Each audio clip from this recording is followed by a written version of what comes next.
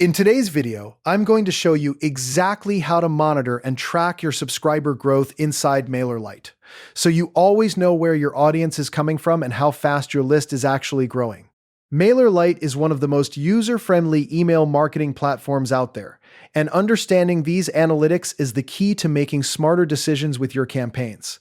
If you find this helpful, please like and subscribe, and let's get started. Now, let's begin where you'll probably spend the most time glancing at your data, the main dashboard. When you log into your MailerLite account, the first thing you'll see is your dashboard, and this is your command center. Look for a widget called the Performance Overview. This is not just a pretty graph. It gives you a bird's-eye view of your entire list's progress. Here, you'll find your total active subscriber count, plus a quick snapshot of how many new subscribers joined today and this month. You'll also see the number of unsubscribes over the last 30 days, which is just as important because it helps you gauge whether your content is resonating or if something might be turning people away. What I love about this dashboard is the interactive chart that visually maps how your list size changes over a set period.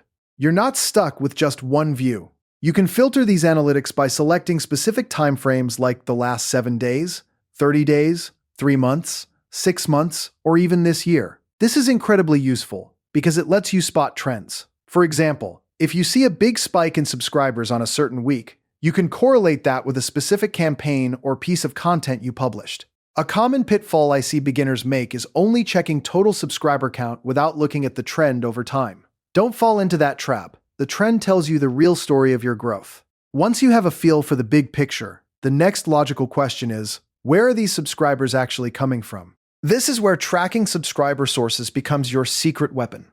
Head over to the Subscribers tab in your left-hand menu. Inside here, one of the most powerful yet underutilized features is the ability to create and use groups. Think of groups as virtual buckets that let you categorize where signups originate. For instance, you might create one group called Webinar Attendees and another called Newsletter Subscribers. When you set up your sign-up forms or landing pages, you can automatically assign new contacts to the appropriate group. This way, you can instantly see which of your marketing efforts, whether it's a lead magnet, a live event, or a simple website pop-up, is driving the most growth.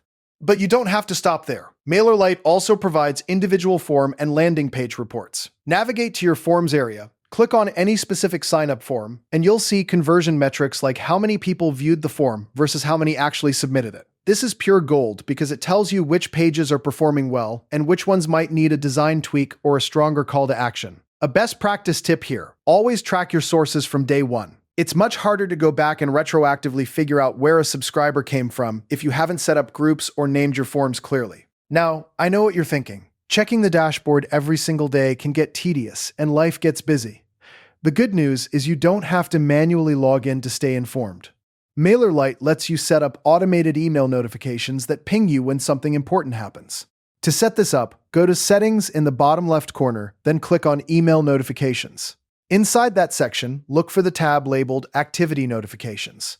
Here you'll find an option called Monthly Account Activity where you can enter the email address, or multiple addresses separated by commas, where you want to receive summaries. This is perfect if you have a team member who also needs to stay in the loop. But the real time saver is the Subscriber Notifications section, right below it. You can toggle on notifications for new subscriptions, which will send you an email every time someone joins your list.